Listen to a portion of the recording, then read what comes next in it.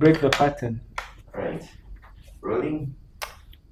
Welcome back to the Raw Mind Talk. My name is Gardner, and in studios I have Tiffin. We are discussing about education, and we have had several discussions in this episode and trying to deconstruct the essence of education and where does education start from and where does it end, if at all it ends. But we know it never ends. The only place where you stop learning is when we have said bye-bye to you and in your 7 feet, 6 feet, that place.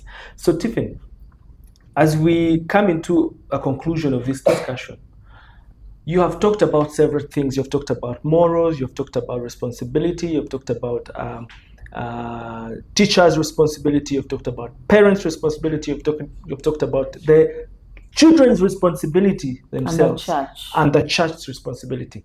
Now, I want you to help us understand how can we make our education better. We have like 5 or 6 or even more arms to come together, but they cannot come together just like that. We know there should be a force. Where should that force start from? Let us make our education more practical. More practical. So what do you mean by more practical? Do you know, Ganda, a teacher can go to class to teach about the parts of an insect. Yes. And they do not carry any insect. Yeah. I only saw them when I went home. Do you know our kids have not seen insects? Yes. Do you know there are kids who have never seen a cockroach? Yes. In this generation? A housefly. So what are you teaching when you don't have that cockroach or that fly or that bee? Yeah. What are you teaching? But should we even learn about the cockroach and the bee and the housefly? You said you talked to the curriculum center. Yes. It's changing something. Dear people from the curriculum center, we are waiting eagerly. So let the education be Holistic. Practical. Yeah. 2, let us teach our kids to think outside the box. Have you ever been in a meeting where there's something being discussed and one person comes up with a suggestion and then you ask, Gardner, and Gardner says, yeah, I go with what Gardner said. Actually, that is what I was thinking. Juliet, yeah, I think I'll go with what Juliet has said. Gifts, I second.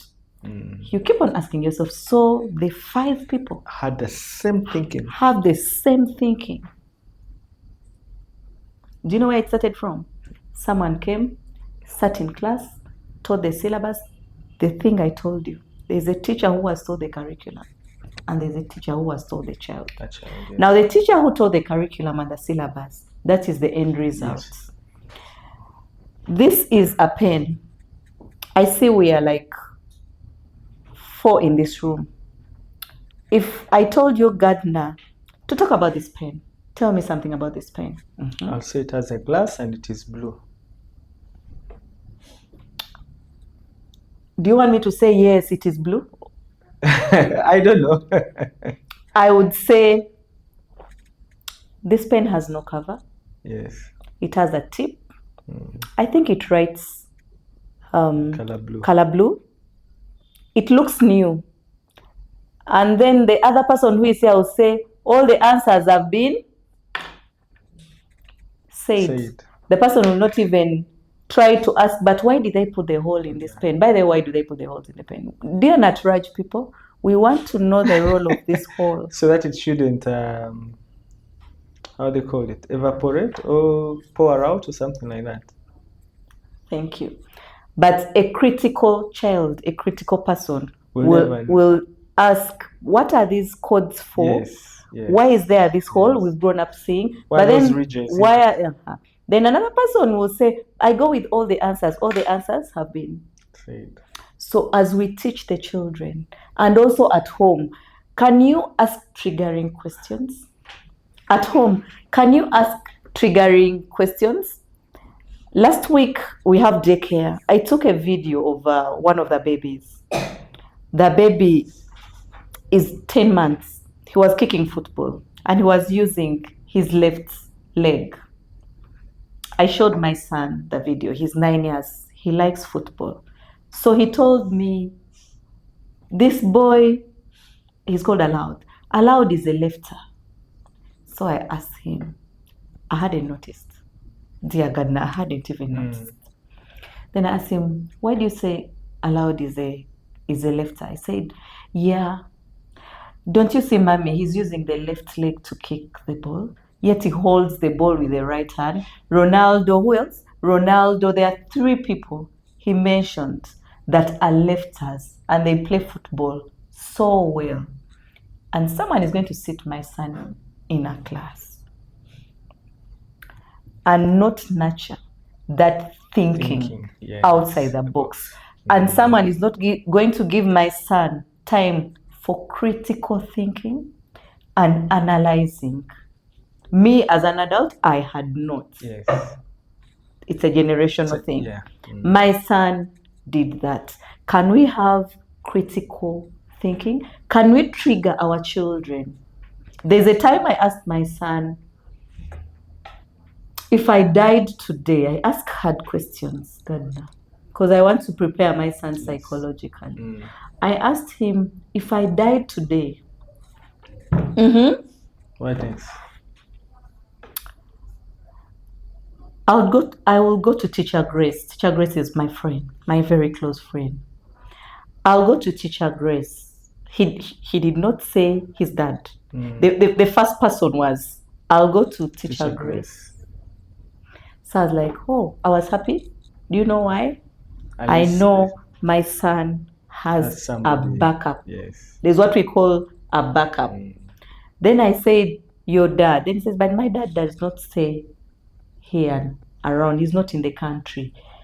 But Teacher Grace is near. Do you see the reasoning? Yes. But Teacher Grace is near. The plug is closer to the power bar. Thank you. So ask triggering questions. Ask about the future. Ask about what they think of you. I know someone who told me their kid usually tells them it's co-parenting. Their kid usually tells them, you know, when we go to daddy's house, they do not say our father's house. Daddy's house. When we go to daddy's house, there are 2 things. So is mommy their house? Yes. Or they're going to build their own house? Do you know what it means when a kid says, when we go to daddy's house? Maybe one day if something happens to you and the bank wants to take your house, do you know they'll not fight for that house? Because already in their mind they feel. Daddy's. So you must ask triggering questions. Give responsibility. In my house, my son closes the house. He switches off the lights. He closes the house. He's in charge of making sure he loads Yaka. He puts my phone on charger. He switches off my laptop. When it comes to gadgets, I've handed the gadget business in my house to my son because he's a boy. Do you know why my son closes the house? In the Bible, the man is what? A protector. He is the protector. He has to switch off the light. He has to make sure we are safe. And I ask him, while I'm in my bed properly, is every place locked? I don't want my son to be the first one in bed.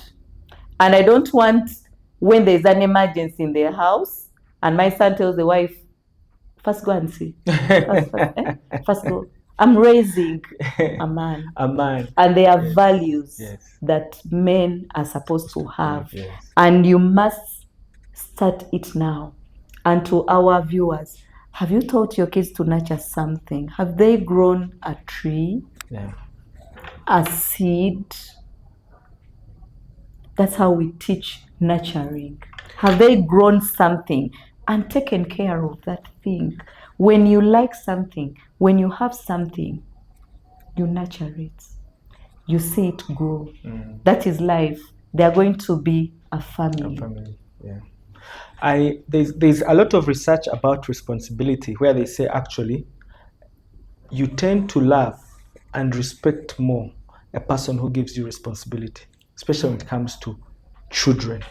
And that is one thing we have failed to do. Like, we want to do everything, or we think giving them responsibility is maybe demeaning them or overworking them or torturing them. Yet we grew up actually doing the work. And the second thing you have talked about is questions. We have mentorship programs here for young children from the age of 8, actually 7 and above. And one of the things we do best is we give them a home package. This home package is about communication with the parent. And what we give them are questions. But I can assure you that some of these children will come back and tell us our parents have been busy, or when we go to question, they shh. If you're a parent and you're out there and you're shushing your child, congratulations. I will Because- ask this question to the parents. One of the most hard question of this generation. Are you your child's safe space? Can I ask it again? Yes, please do. Dear parents, are you your child's safe space? If something bad happened to your child, are you among the first 2 people your child will think of calling or telling? Or will your child be able to confide in you? I'll ask the question the 3rd time. Are you your child's safe space? Are you among the 5 that if something happened to your child, they'll be able to tell you, Dr. Gardner, a lot of things are happening in this country. Yes. I do counseling. I meet young people. Dear parents, a lot of things are happening behind your back. Ask the triggering questions. Ask. Do you know what has taken away that asking? No? Homework. Let's conclude with homework. What is the essence of homework? Why should we even have homework in our homes? Remember, I go to school at 6. I get up at 6, or I leave home at 6. And I'm coming back at school 6, 7, 8, 9, 10, break tea, 11, 12, 1, lunchtime, 2, 3, 4, 5. I'm in the shuttle, I'm in the van, or you're picking me. And I've seen them in jam. And this child is having a book trying to do homework. And when they get home, they sit somewhere on the table and still do homework. How many What is the people, how essence? many people have been able to carry their laptop home and done that work to 100%? Do you? No, Aren't you an adult? it's a myth. Yeah. Why don't you Why don't I finish the work you've carried from your place of work to to home? Because you think you're going to concentrate at home. It's a thought. But when you open the laptop like this, you're distracted. How do you expect a kid to concentrate at home? That's my simple question. Yes. You carry work, Yes. including me, home. You reach home and you are distracted, and your brain automatically Yes. shuts down. How do we expect the kids? But the pressure, like I said, comes from parents. From parents. We are at school. And we still have parents who come and ask, do you give homework? Then another person will, there are 2 answers in that question. Do you give homework? Some people want to know whether you give homework and they take away their children. Yeah. Then there are those ones who really want so they can bring their they children. can bring their children. So the pressure is coming from the parents. And as the kids are doing the homework, you realize you're not even monitoring it. You are not as a parent because you're in jam. By the time we reach home, I imagine if my kid had homework, by the time we reach home, I don't know whether they've done the right thing or not. So we're going to ask the schools and the curriculum center. Let's tone down. Let's reduce on the homework. Let's let children be children. Our children Yeah. have missed That's their the word. childhood, but we are going to pay. I want you to repeat that. Let children. Let children be children. Our children have missed on their childhood, and we are going to pay. Yeah. No crime goes unpunished. No crime goes unpunished. Yes. We want the first grade. We want all the results. we are going to pay. Actually, we are paying. Do you know how we're paying? No. We have people who get good grades. Give them a job. Have you? Yes. Have you? Yes. Give them a Yes. job. Yes. Yes. I know parents here employ people. Have you seen what they're doing? Have you seen what they do at the place? Very good results. They cannot put what they studied into practice. and they Yeah. lack the values of even knowing after taking a cup of tea, I should get my cup and wash I'm it talking and take about it to- girls, Yes. ladies. The ladies will leave the cup of tea at the table until the tea girl or the cleaner takes it away. You are not raising your child for your house. You're raising your child for the world. What kind of child are you giving us as a parent? I've happened to be on different panels when they're recruiting. But I can assure you, I get there and I ask myself, is this what we are training our children to be? Is this where we spend these millions of money trying to tell somebody or take them through school? Somebody comes with a very good transcript with the A's that we're looking for. But when you ask them to talk about the basic things about themselves, nothing. Nothing. Dear schools, can we start from that? Can we teach our children to express themselves? Do you remember in school we had good morning, how are you everyone? While I was coming from home, do you remember that session? Yes, yes. That was the essence of that session. That was the essence Expression. of learning to express yourself. Someone comes with very good grades, they cannot even construct a sensible conversation. Have you ever dated someone? Let's go to dating. Have you ever dated someone? Yes. And your expectations vis-a-vis what you get from that What- person yes. are totally different. Yeah, it happened to me when I was a young girl. I used to go out for dates. You meet a young, handsome, educated boy. They start vibing you. And in that conversation, there's nothing constructive. I used to ask myself, how can someone go to university and then they cannot sit down and say anything constructive? A forest of words and a desert of points. Thank you. We keep talking and talking because we think It when we begins talk- from home. Let's have Yeah, constructive conversations. Tell your kids, actually, I tell parents, stop hiding your background. Tell your kids where you've come from, what you've been through, what is at the work. Have conversations so that your kids learn to construct sentences. They know the different conversations. It can be about football, it can be about workplaces, it can be about art, it can be about science, it can be constructs. Because our system is I'll teach, you'll answer, you will write. I'll teach, It's a one-way system. you will answer, you will write. For the 6 years, imagine from 3 years to 22 or 21, that is what your child Has is been- going through. And that is the slave mentality we talk about. Slaves were never meant to question, to talk to their masters. All they had to do was to listen to the instructions. I will tell the parents here, and I'll leave you with one tip. If you go home and you ask your child, how are you? And they tell you, I'm fine, and they go to their rooms, just know there is no communication, there is no connection, there is no relationship.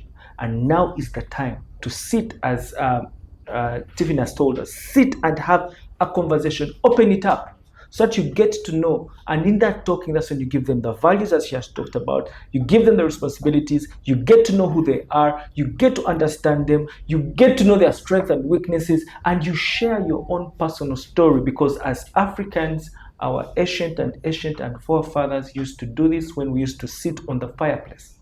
And that is what made us who we are. And that's how civilization came to us. because we passed on stories, we passed on experiences, we passed on knowledge, we passed on things that we felt were so valuable to our kids. But if you leave that to the system, and which we call the education system, we are missing out. So, Tiffin, as we conclude, I want you to give us your parting shot. Tell us, look at the parents there and tell them that thing that you feel you're so passionate about that they should get to know and write on the walls or on the dashboards of their cars as a reminder to keep doing day in and day out. You have one chance to raise your children. One like this, and they grow up so fast. You have one chance and one opportunity to raise your children. Go in 100%. Teach them the values. Bond with your children. Dr. Gardner was talking about if they say I'm fine, go to their rooms. Please visit their rooms, sit on their bed. Have a conversation from their room. Do you know why, Gardner? People have drugs in their rooms. Yeah, and they never You'll want be people to comfortable. enter. Yeah. These days the rooms are so big and they're far away. When we were growing up, our rooms used to be near our parents' rooms. True. Intentionality. Let's go back to intentional parenting. Intentional.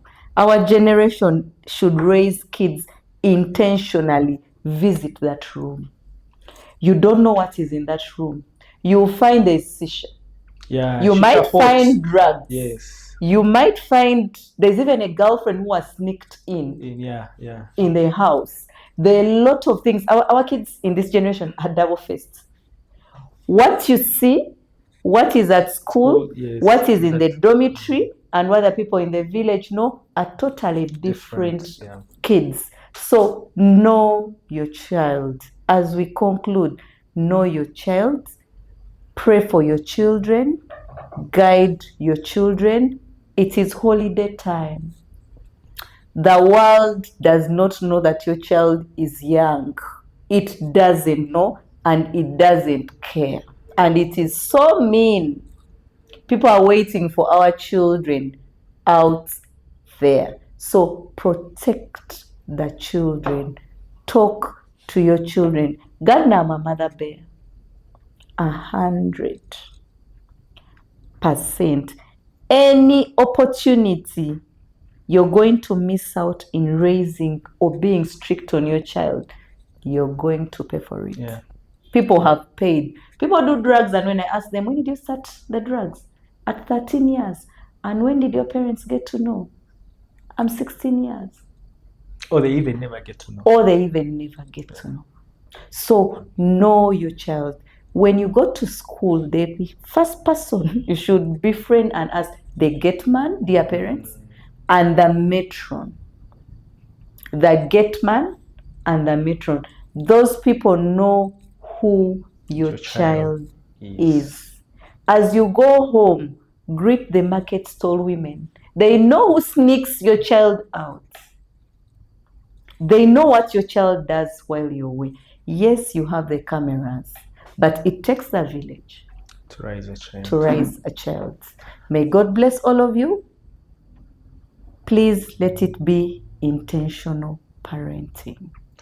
Thank you so much, and Gift Tiffin. We are so delighted that you accepted an invitation to come and share your insights about education system and how we can nurture our children. And for me, it has been a very interesting discussion. And my take is we have to be intentional, and we need to know that education is just a means and not an end. And what we have discussed in this discussion or in this talk is the means to understand that actually the first education starts from home. And if you miss that primary education that starts from home, it's very hard for you to catch on the secondary. You can take your child to what school you want, but they'll miss the moral fiber that will build them to face life challenges head on. Thank you so much for watching and listening in from wherever you are. It's the Raw Mind Talk, and I'm your host Gardner, and I will ask you, if this is your first time to get in touch with this discussion or get into our social media, feel free to subscribe, but more importantly, share so that you can bless another person. This is how we grow a community of like minds. And also feel free to leave comments, leave ideas, and try to ignite us and show us whom you'd want us to bring on this show so that we can deconstruct some of the life principles, because that's what we are best to do. Until next time, I remain Gardner, and thank you so much. And Thank you, gift Doctor. Tiffin. See you next time. Adios. Thank you.